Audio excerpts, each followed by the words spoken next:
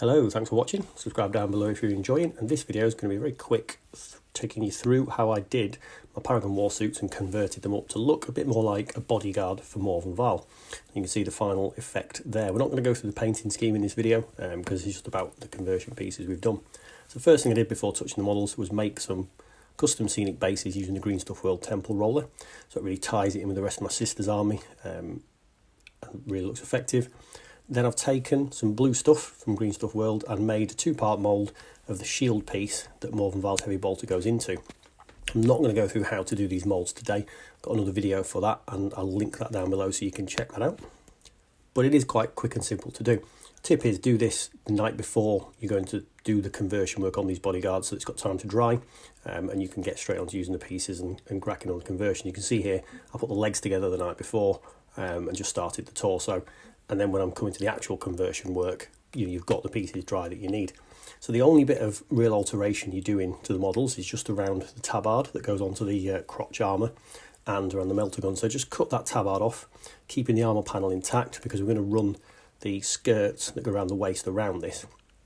With the multi-melters or the other weapons, you can do this with any of the weaponry. Just cut it off as close to the flat section as possible. Keep the parts from the barrels and you're going to want to put them together. Now a bit of cleaning up on the shield, because obviously you want it as neat and tidy as possible, and it glues on really nicely, a bit of super glue just onto whichever heavy weapon you're going to use. And then I'm using, try and be careful, a little bit of tweezers to get the reassembled gun back together. So again, real simple, not really any difficult there. Now here's the part that interested me. So I decided how am I going to do these robes. Thought I'd put together a little template. So I measured all the gaps and distances on the robes and then plotted that out onto a piece of plastic card you can see here. So I'm kind of sketching roughly what her robes look like. Now, if you're interested, I measured it that it's 2mm for each of the pointy bits and they're 2mm long and then 1mm in between all of the individual downward parts. So I thought putting a template together is going to be a bit easier because I'm going to do quite a bulk of these and it would hopefully speed the process up. So now I've cut that down, just be very careful using a very sharp hobby knife. The sharper the better, because if it's blunt, the more chance of it slipping and you're injuring yourself. So really this is carving out the template. Now when that's done, it's straight onto the green stuff.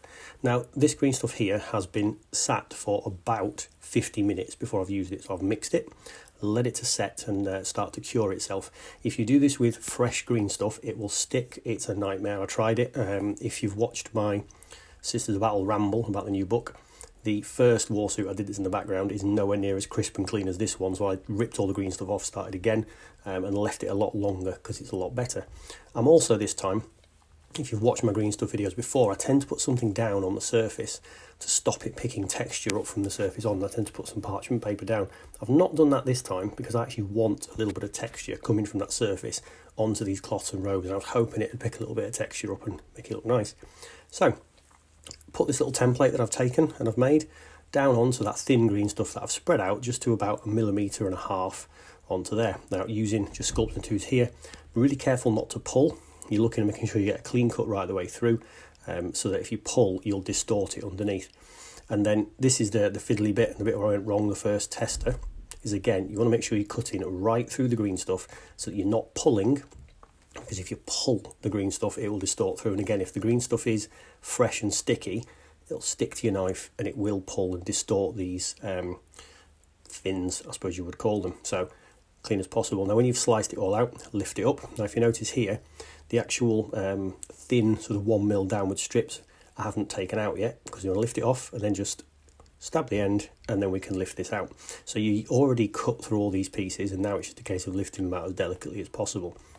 And then you can do some cleanup. So, if they're not looking quite as crisp or sharp as you'd like, you can slice the ends, clean them up a little bit, make them either more pointy or rounded, however you like. But I wanted not quite as crisp and clean as morvenn Vahl's tabard or robe, because I think that looks too clean and crisp for me. If you see on my previous video, I've done some little bit of battle damage on her cloth to make it look a bit more realistic and 41st millennium. So now on this guide you see here I've got two lines. The thin line is how deep the shoulder cloth is. The whole thing is the size that the waist cloth is going to be. So multi-use. The interesting one, on the shoulders, there's 6 little downward fins on Vahl. Around the waist there's 9, so I've made the template as 9, so use the whole template, and then it's just a case of chopping the ends off if you're going to use it on the shoulders.